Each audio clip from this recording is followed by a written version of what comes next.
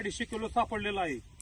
म्हणजे 102चा ऍव्हरेज बसले सरासरी 127 टन ऊस जो आहे तो 1.25 एकर क्षेत्रामध्ये सापडलाय. म्हणजे एकरी सरासरी 102 टन आपल्याकडे सापडला. इतका जबरदस्त असा रिझल्ट आपल्याकडे आलेला आहे.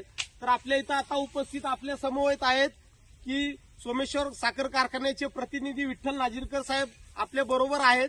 तर नक्कीच जबरदस्त असा जो रिझल्ट आलाय, शेतकरी बांधवांना एकच विनंती आहे, हा जो रिझल्ट आलाय सागर नामदेव चिकणे यांचा, तर यांचं गाव आहे नाझरे पठार या ठिकाणी आहे, जेजुरी तालुका पुरंदर.